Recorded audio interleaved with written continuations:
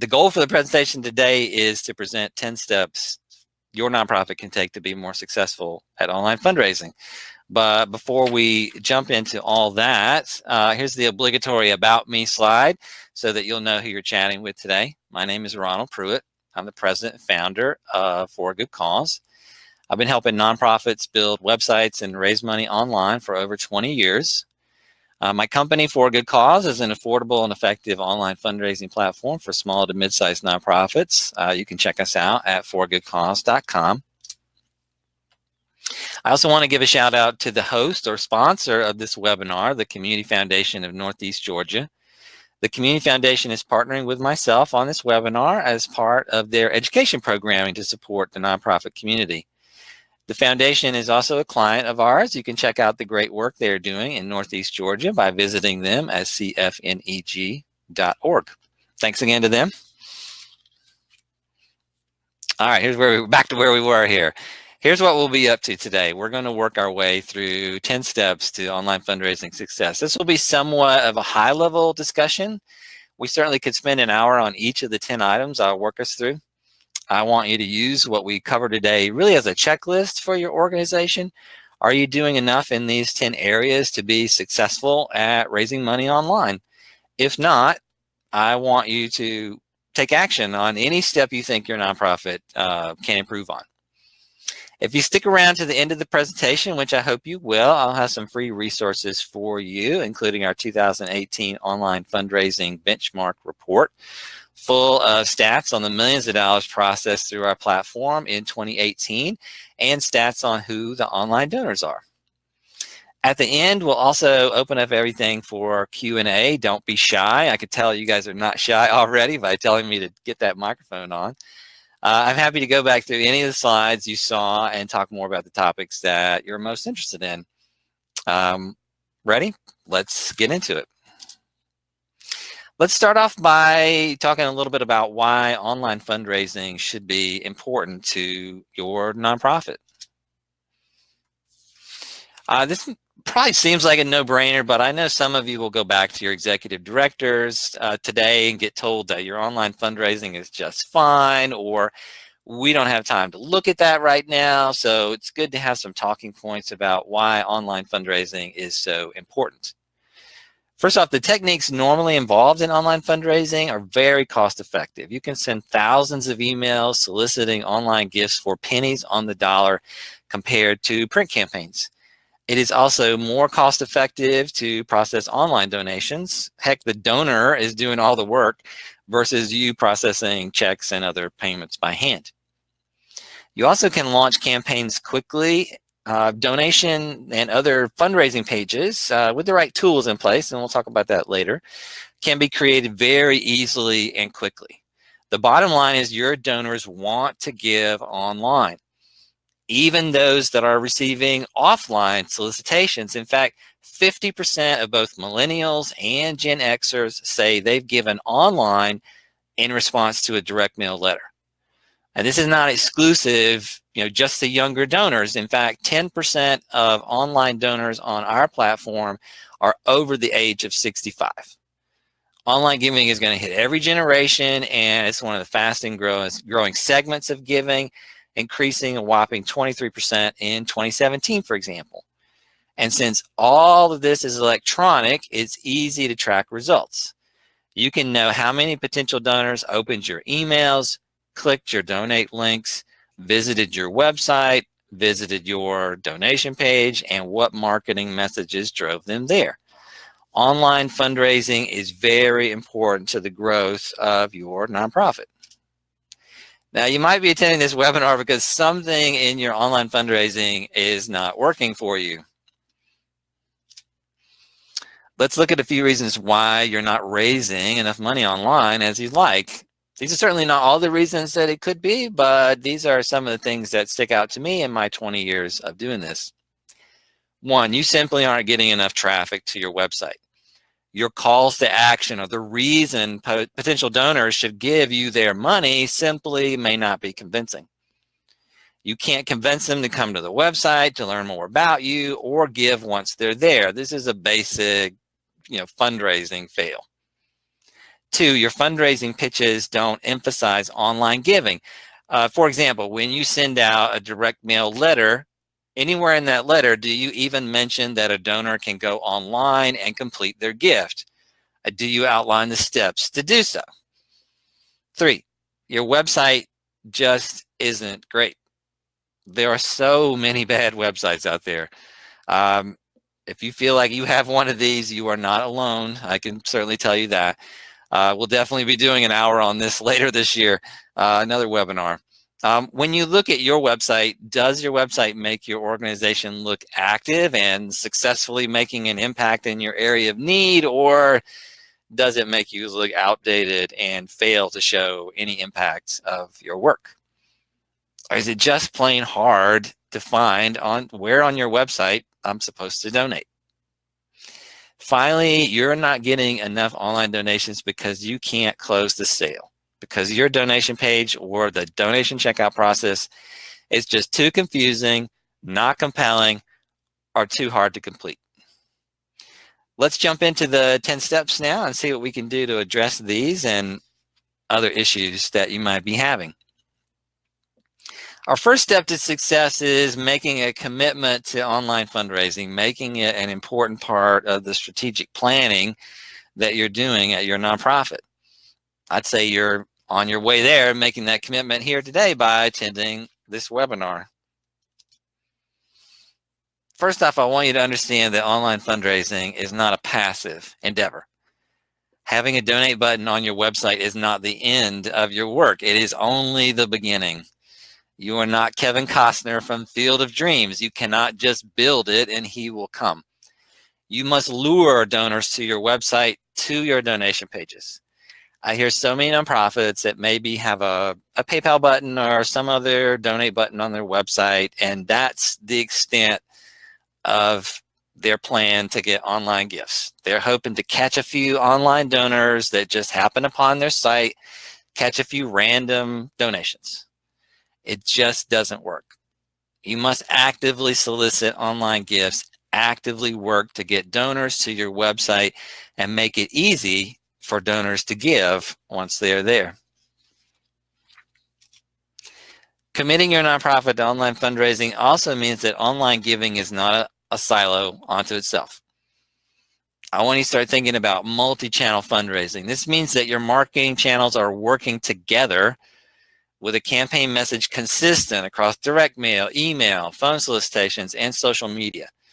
It means that all your channels are working to inform the donor on how and why they should give online. So ask yourself if you think in silos inside your organization. Do you have a time of the year where you say, oh, okay, this is the time of the year where we send out our appeal letters? Or another time of the year, maybe Giving Tuesday or the last day of the year where you say, well, this is when we can send out our emails? Or do you always look for ways to have all your channels reinforce each other? For example, do you drop an email and social media campaign right after your direct mail letters go out, for example, so that you can reinforce online the messages that they're getting offline? I just want you to make sure that online fundraising is part of your upfront fundraising planning for all your campaigns. Think about how you will encourage online gifts as part of any campaign you do. And finally, as our first step to success, encourage learning in your nonprofit. You're not going to get all the answers from this presentation today or any one webinar or book, but online fundraising is changing all the time. Make a commitment to ongoing education for all your staff involved in online giving. The person running your online giving is typically the same person doing everything else in your organization. Feel free to post an amen in that in the chat window. So make a commitment to helping that person improve their online fundraising, social media, web design, and other skills. This will help them and your organization be more successful. Okay, you got your team on board that online fundraising is super important. Now, step number 2, let's focus on getting your website into shape. This is where your online donors come to check you out, to see if they trust you with their money, to see if you are worthy of their donations. Now, for your website to prove your organization's worthiness of an online gift, your website must answer 3 basic questions. What is it that you do, or what problem is the community having, and how are you solving it? Second, if I give money to you, what will be the impact of that donation? How specifically will you use my money? Third, okay, I'm convinced. Where do I click to give? How do I get to your donation page? This is a very simple concept of who, why, and where, but so many nonprofits are not following this simple model. I certainly come across so many websites that are just not performing the way that a nonprofit wants. These are typically websites with vague, flowery mission statements that don't give me a clue as to what the nonprofit actually does. These are websites that don't demonstrate any success or impact that the nonprofit has had, or they use cold, impersonal statistics to show how they have affected the community. And websites that have buried the links to donate online, or those that have donate links that go to very frustrating donation pages. Okay, so instead of dwelling on the negative, let's look at a site that I found recently that is doing things right. This is Anti-Slavery International. This is a charity from Great Britain. Now, I'm not showing you this one because they're international or large charity. How big your organization is and how big your budget is for web design is not a factor really in whether you can have a great website. A big organization can have a big, horrible website, and a small charity can have a small, successful one, without a doubt.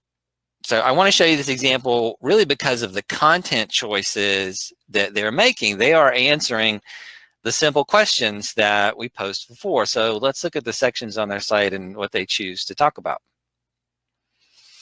First off, in their Slavery Today section, they're talking all about the problem that the nonprofit is trying to solve. They are setting it up with background on the issue and why this is an important problem to solve. The second thing, under their What We Do section, they're setting up how they are tackling the problem. They're showing all their programs and how they attack the issue. I love this. So they're setting up the problem, they're setting up what they're doing to solve it. And then thirdly, under the Our Impact section, they're talking about the difference that they are making as the organization. And I love this because they are not only do they have kind of stats and showing kind of a bigger impact that they're making, but they have individualized what they call stories of freedom. These are stories of impact, of how they have helped a real person, a real community. This is what donors want to see on your website. When you can connect the impact that you're making to real people, real communities, donors want to give. You need these kind of testimonials and stories in addition to any of those stats that you're showing. So don't tell me, how many people you feed in a year. Tell me a story of that one person that's been helped by the food that you're delivering. I also love this site because it's very easy to know where to give. This red donate button here up on the navigation is available on every page. You can get to it from no matter where you are. They also do a really good job on the site of pivoting from other sections of the site to asking for a donation. So they might be talking about how they're impacting someone or some community, and then they'll say, hey, for you to make an impact, click to give, and that brings you right into here. I also love the About Us section. This is an area of a website where you can build trust with the donor. So I love that they actually are showing you the real people with real pictures that are behind this charity. That makes me feel absolutely comfortable with giving to this nonprofit.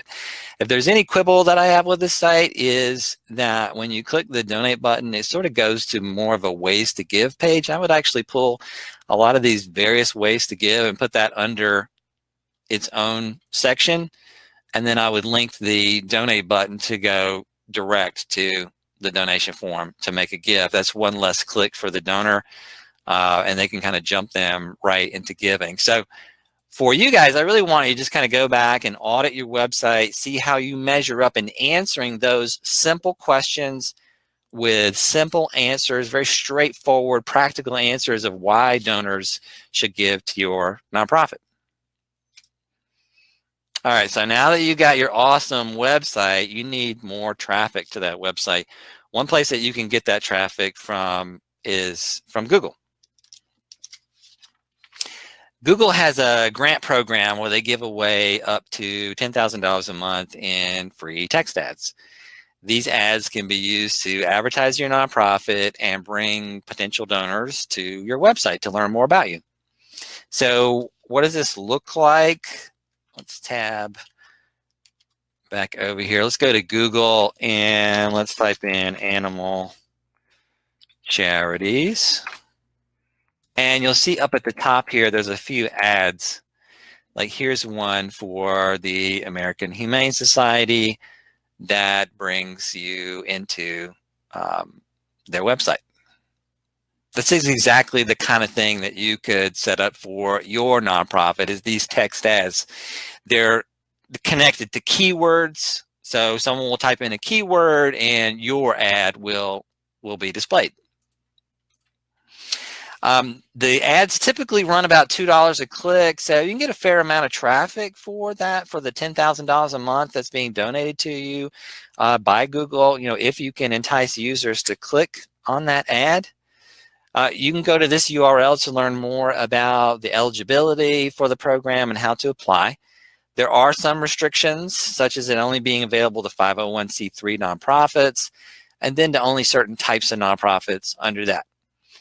If you feel this to be a little daunting, applying to the program, creating and managing the ads, just reach out to me. I can put you in touch with an expert that can help you. Okay, we're going to start kind of getting into the collection of the donations, and this is kind of a point where I'd love to kind of get some feedback from you guys. So I'm going to drop a poll into the presentation here.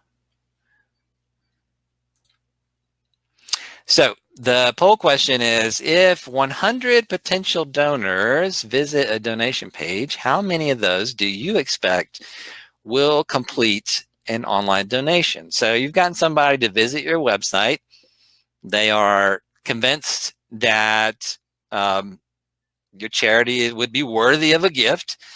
So they click from there to your donation page. They hit the donation page, and from there, what you want them to do is complete the donation form. And how many of those folks do you think will actually go ahead and complete the gift? All right, so it looks like we're getting some ranges here. We've got one answer in the over 75%, one in 50 to 75. We got some from 26 to 50, and most people are saying 0 to 25%. I think some people may have been to one of my presentations before. Let's get the answer. The answer is only 18%. Only 18 out of 100 will actually complete their gift from the donation page. That's it. This is from a study called the M&R Benchmark Study. It's a study of very large nonprofits. And even these really big charities with their big marketing teams and their well thought out donation pages still see 82% of potential donors abandon their online gifts. These numbers can be even bleaker for nonprofits just using PayPal or other kind of generic, checkout pages. So number 4 is you got to improve your donation page. Your donation page has to work hard for you to combat all that possible gift abandonment. So what is this page working against? Why is there so much abandonment? The reason really comes down to four things: confusion, friction, distraction, and fear. So what do I mean by this? When I say confusion, that means the donation page doesn't reinforce why a gift should be made. The donor gets there and says, wait, why am I here again? Why should I give? Friction is the form is just too hard. There are too many fields, for example, or I make a mistake. The page can't help me correct it. Distraction, there are too many exit ramps off this page. There are too many links asking me to leave, begging me to abandon the gift. And fear, is the page secure? Who are the people behind this charity again? And will my money be wasted? All right, so I'm going to show you a demo of a donation page and point out some of the ways you can alleviate all this confusion and distraction that typically exists with online giving. This is certainly something that I'd love to spend 1 or 2 hours on. There's so many little things that you can do, but I'm going to try and focus on 5 big areas: a branded page, one that's mobile friendly, one that's isolated, one that has an easy one-step form, and one that's has a compelling thank you. So let's take a look here.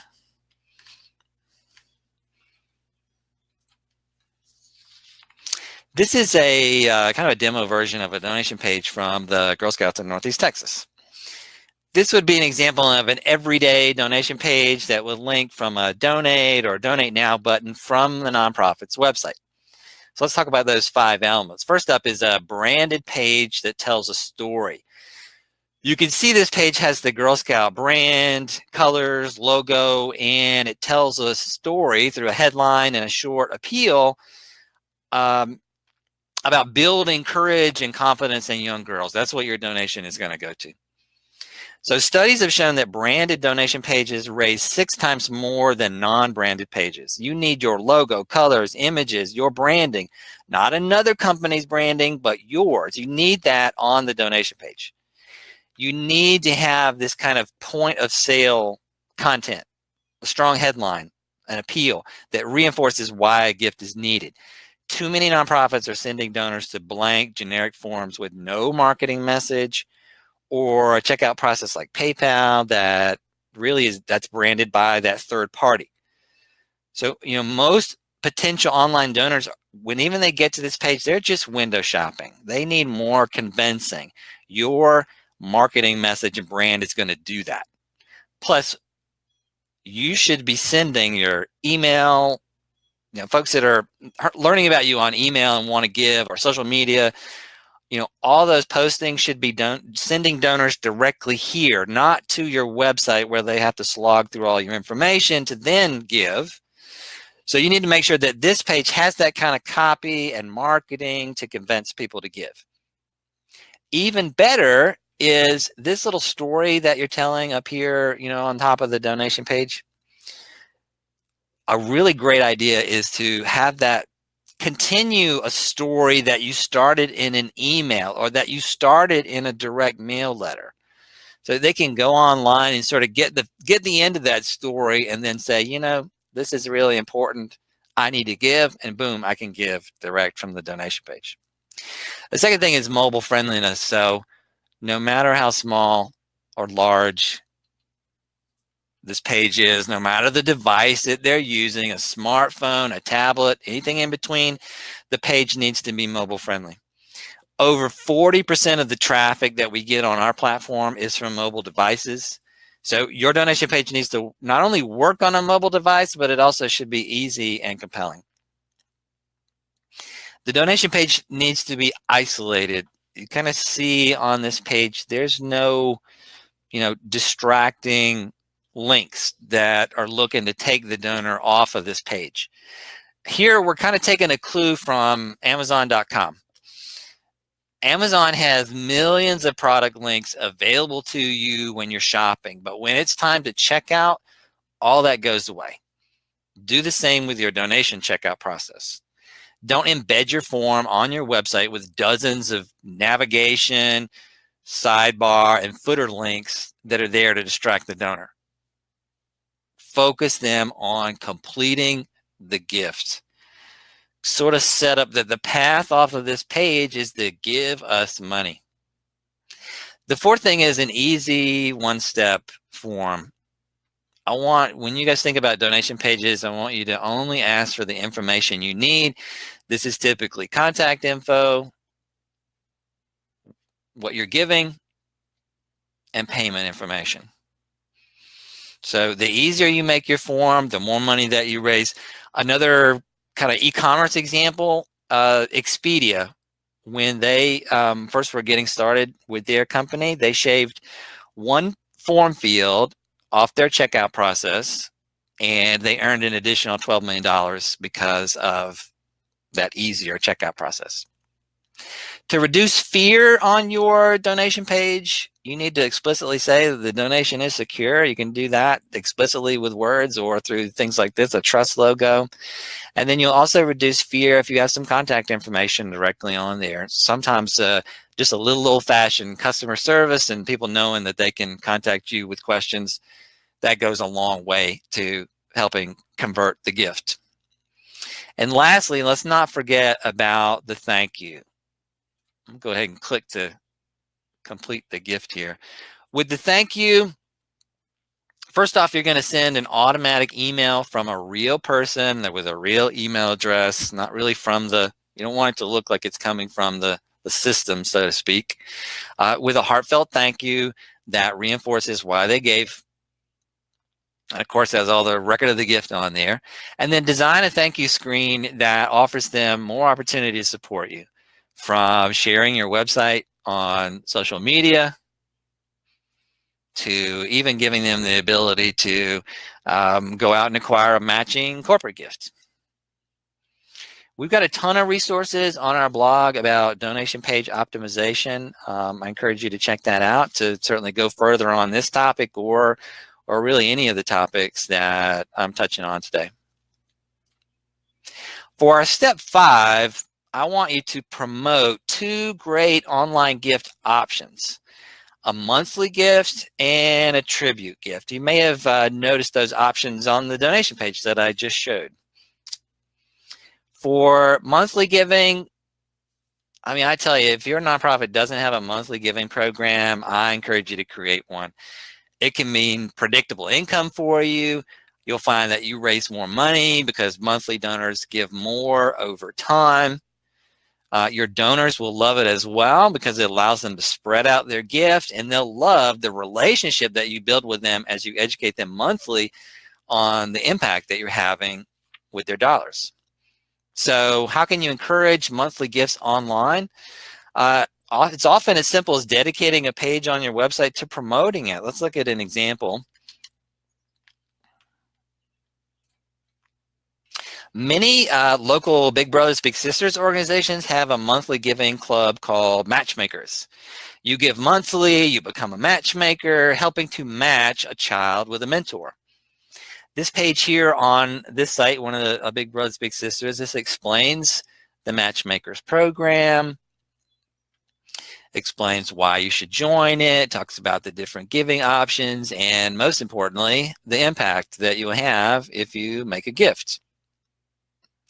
I love it when nonprofits kind of put some of that promotion out there about how a specific amount per month what that will mean to the organization. This is really a simple sales pitch that you can make to donors. Want to take a page like this even further? You know, when you click to donate or kind of enroll in a monthly giving club, you can kind of send that donor to a specific donation page that matches the branding of your monthly giving program and specifically set up for monthly giving with amounts that are very, specific to that. There's a lot of money to be had here. The average monthly gift on our platform is around $44 a month. That's pretty good. You can, you can earn a lot of dollars that way. And again, it's great for you. It's great for the nonprofit. Again, we've got a lot of, extra kind of tips on our blog about monthly giving. The other kind of gifts that I want you to think about is tribute gifts. Now, tribute gifts are really often overlooked by nonprofits. They might have a section on their donation form to take tribute info, but they never actually think about promoting it. That's a huge lost opportunity. We see a whopping 15% of the online gifts that come through our platform have some sort of in honor or in memory tribute. So life events such as the loss of a loved one, graduations, birthdays, and other celebrations can tribute an online gift. Why not promote it? This means outlining on your website, sort of the same way you might do with monthly giving. In this case, you're outlining who might be a good person to honor, what you'll do to celebrate that person, and then linking them to a donation page to make the tribute gift. On the donation form itself, you'll want to make that easy to input the person's name, the honoree's name, and make it easy for the donors to alert friends and family of the tribute. A very popular way to do that now is instant email notification. So something that they can do right there when they're completing the donation. An example of an organization promoting online tribute gifts is the Visiting Nurse and Hospice in Connecticut. So of course the loss of a loved one would be a natural occurrence there at the hospice. So the organization, first off, they encourage memorial gifts on their website, and they've even built an online memorial wall that celebrates the honorees. So this wall is automated and tied to their donation page. So the website will automatically blog about the memorials anytime a memorial gift is made online. So just think about, who your donors might want to honor and show them how they can do so through your website. Number 6, sometimes to raise money online, you just need a little help from your friends, as Ringo Starr or Joe Cocker would say, depending on what generation you're from. A little help from those that support you the most. And what I'm talking about here is peer-to-peer fundraising, sometimes called social fundraising or friend-to-friend fundraising. This is where your supporters have the ability to create their own fundraising page that they then invite their friends and family to give to your nonprofit. The biggest benefit here is that your best supporters become your salespeople, which this can lead to more donations. So when donors are asked by friends to give, they're twice as likely to give. So you get an opportunity to build your donor base friend by friend. So who might be good candidates to be peer-to-peer fundraisers for you? It's really any constituency you have that supports you. This could be board members, volunteers, those that are participating in your events like walkathons or bowl-a-thons, donors, beneficiaries, alumni, or those that have kind of gone through your programs. To make these type of campaigns successful, you need to first choose the right group to work with and then give them a ton of support. So this support typically means scripts on how to approach friends, how to ask for those gifts, education on the impact your nonprofit is making so they can speak intelligently about you, sample emails they can send out, things of that nature, and of course, an easy way to build and manage a fundraising page to keep track of the progress. Let's take a look at an example here. This is a board member peer-to-peer fundraising campaign from the Stonewall Community Foundation in New York. So each of their board members created a fundraising page with their picture on it that they then went out and shared with friends and family, and then those folks could come back to their page, click donate, and give to them, to the nonprofit. The board members, they keep track of progress and kind of build excitement in the campaign with things like progress boards, progress bars and leaderboards here. I love this example just because so many nonprofits have issues getting their board to fundraise. This is a great example of kind of giving them a platform to do that, so they can kind of go out and have those conversations and just pull people into the web to make those gifts. So for peer-to-peer fundraising, I want you guys to really think about, do you have a group of supporters that would be good fundraising candidates? Who are they? Certainly you could start with the board, but I'm sure you've got other groups like volunteers and other things like that. Get with them, brainstorm some campaigns where they can be out talking for you, and then give them a platform to make that easy.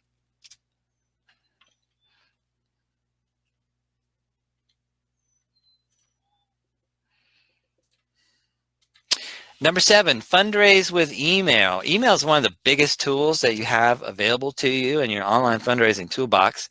It's a big driver of online gifts. I mean, generating 28% of all online revenue for nonprofits in 2017. One of the big things that I stress for nonprofits is just send more email. Don't be afraid to send email. If you look at this stat here, there's 66 messages per year. I mean, not all of that's fundraising solicitations, but I mean, that's over an email a week. Nonprofits just need to be sending more email. I mean, donors, if you're sending out valuable information, donors want to hear from you. I would suggest sending at least 4 email kind of fundraising campaigns per year. Also send out emails to coincide with kind of print campaigns that you're doing to reinforce the messages that are getting offline. And when you send them out, a good technique is to send it in bursts. So maybe you're doing a campaign where you're celebrating maybe Giving Tuesday. You'd send out emails leading up to the date, multiple emails on the date itself, and then emails after the date with a sort of last chance to give. Now, for your fundraising emails to be successful, you got to send a great fundraising email. So again, it's something else we could spend hours on, but I want to kind of focus on 3 components of a great fundraising email, things that you want to be thinking about as you send these out. 1, employ emotional storytelling.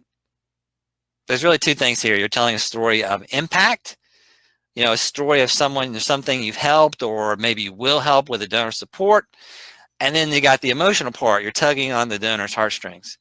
This example you see here, this is a Humane Society in Memphis. I love the work that they do on email. Every animal that comes in the shelter, they write up a story about that animal. They send it out in an email solicitation asking donors to support that animal's journey to recovery. They even build a special donation page for each animal that comes in so they can track the success of that campaign. Now, emotional storytelling doesn't always have to be sad stories like this. It certainly can be happy stories about the positive impact that you're making on your community, but definitely try to make that emotional connection with donors. Second thing is, I don't want you to stress about design. In fact, the less you stress about it, the better. The simpler you make the email, that helps with it getting delivered. This little email here from the Buyout Foundation, this is a simple message from the director with 1 simple image that represents their work and a simple link to give. Your message will always be more important than the design of the email. And I want you to have a single clear call of action. Email fundraising does not work as part of your monthly email newsletter. The fundraising email that you send out should be nothing more than your fundraising pitch, maybe an image to represent your work, and then a simple, clear call to action. This is a good example here from the David Brower Center. They have this simple donate button that leads you directly into a donation page. Make sure that whatever you do, there's really just a single thing that you want them to do and a single place to click in these emails that you're sending out. Bottom line, send more emails. Number 8, use digital for donor retention.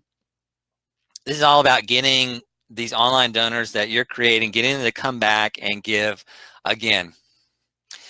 Your goal is not to get an online gift and never see them again. You want to retain them. And what I argue is that for online donors, you want to be using online retention methods in addition to anything that you're doing offline. So what do online donors want? They want the same thing that every donor wants. They want to know that they are appreciated, and they want to know how their gift made a difference. So I want you to look at this list here, and I want you to start to send out these communications on social media and email. You don't want the only communications that they get to be fundraising pitches. You want to engage your online donors with content on email and social media that reinforces that you appreciate them, that you have additional opportunities for their involvement and input into the organization, and that you are delivering stories of impact. You probably hear I keep coming back to that, stories of impact. For email, I think you should be sending emails at least monthly. Be consistent when you deliver it and how often. If a monthly email newsletter is all you can do, that's perfectly fine. For social media, the same type of messages are going to apply. For social media, probably pick one or two platforms you think you can commit to. Don't overcommit yourself. You typically want to publish multiple times a week, once or twice a week on Facebook, once or twice a day on Twitter, for example. Here's a couple of examples of the types of messaging that I'm talking about. Here's the Alex's Lemonade Stand that's posting a shout out on Facebook to say thank you to a fundraiser. Here's the New York Humane Society that has a Pinterest board that shows the impact of their program, dogs that have been adopted.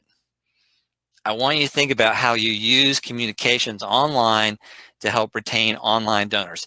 Keep doing the offline letters and phone calls that you're already doing, but see how you can improve what you're doing on email and social media. Again, we got a ton of resources on our blog for you in this particular area using these electronic methods for donor retention and getting these online donors to come back. Number 9, picking the right platforms. To do all the things that I'm recommending, you'll probably need help. It's probably the good news is that there's a lot of tools and platforms out there to help you. These are just some of the types of platforms that you might need to accomplish a lot of the work that I've outlined. So an online fundraising platform to help you set up and manage the fundraising and donation pages. An email marketing platform to manage the list of donor emails and to send out the broadcast email that you're going to want to send out, like your newsletters and your fundraising emails. A content management system to make managing your website easier and for doing easier content publishing, like publishing a blog. I'd love for you guys to start a blog. It gives you a great place that you can house all these kind of donor retention communications that I was just talking about, and then sending out links to draw people back into your website to read all of those donor stories and donor testimonials and stories of impact, all the things that I'm talking about that are going to entice online donors. So when you're picking those platforms for yourself, these are attributes that I think that are important. First off, a high ranking in customer support. I mean, all platforms are going to be different. They have different features, but if you know you have a partner that will support you, then you typically can succeed. Second, nonprofits don't often have a lot of technical expertise, so make sure that you're looking for tools that are simple and easy to use.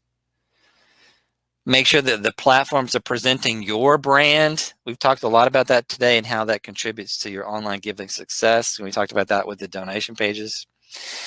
Make sure that the platforms that you choose play well with other systems that you use. So look for integrations, the ability to move data between systems, for example. And finally, make sure that you're able to grow without breaking your bank. You're going to be sending more email now. You're going to be building more donation pages, even maybe segmenting all these campaigns for different groups and different types of donors. Make sure that you can do all that, continue to grow. You've got the option for unlimited campaigns, unlimited emails, unlimited pages, and that sort of thing. Lots of places online you can find that you can research all these platforms, evaluate platforms. There are review sites like Capterra, G2 Crowd. Certainly, it also never hurts to get referrals from colleagues that you trust. Finally, our number 10, our last step today, is to track your results and keep refining what you're doing. So I would suggest that you track 3 basic metrics that relate to online giving. Traffic. How many people are visiting your website and your donation pages? So tools like Google Analytics can help you there. Second, conversion rates. This is how many people opened your emails, clicked the donate link, completed the donation form versus, the number that you were targeting in your list. And average gift size for one-time or monthly gifts. You can work on your gift size and your conversion rates by constantly refining your donation appeals. What marketing, what fundraising pitches led to higher gift sizes? What led to better conversion rates? Kind of goes back to that example I was talking about with the Humane Society, that every time they do a campaign, they launch a separate donation page, a separate email campaign for that. They really get it. They can really drill down to all the stats of email opens and donation page conversions and all of that to understand, are they having success with that particular campaign and that particular marketing? Overall, I just want you to keep experimenting. All the things I talked about, keep experimenting and to see what works, what's driving more gifts for you. One last thing before we close out the presentation and we move to the Q&A. I've hit broadly on many things today. I really just want to say, don't be overwhelmed. Your homework really can be just to pick one thing, one of the 10 areas that I've mentioned, and try to improve that area of your online giving.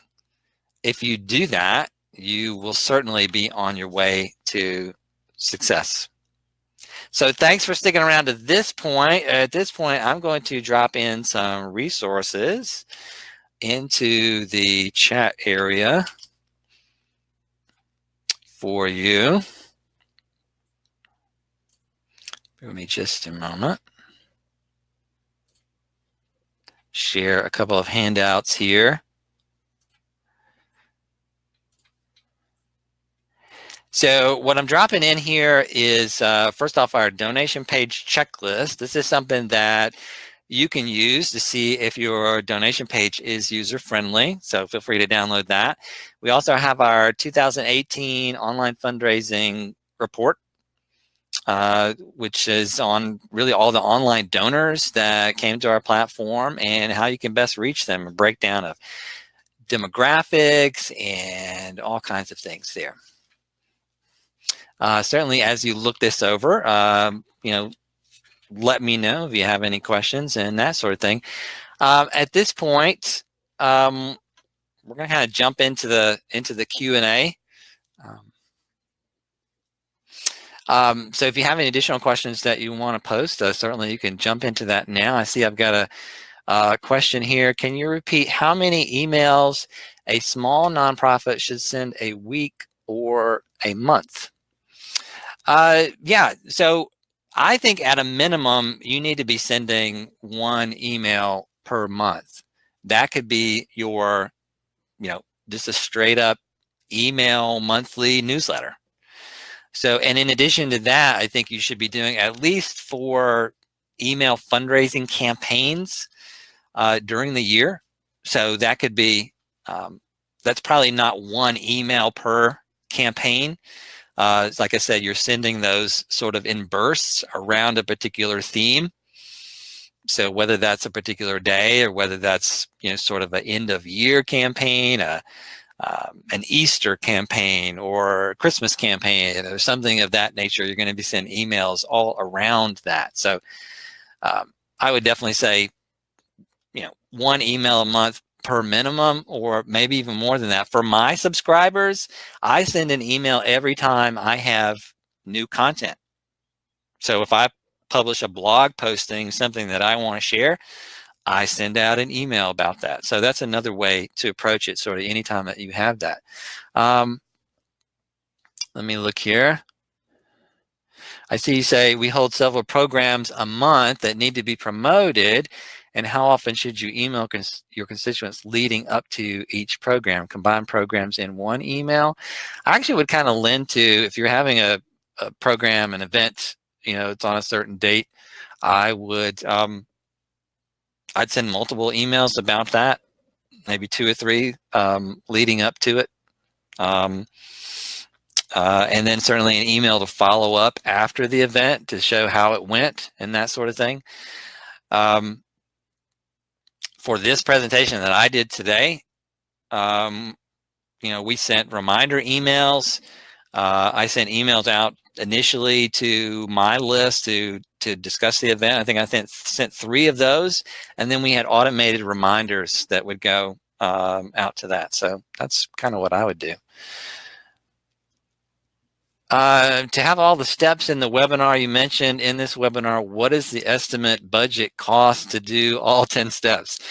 It's really about the platforms that you choose to help you. For let me go back to that slide here.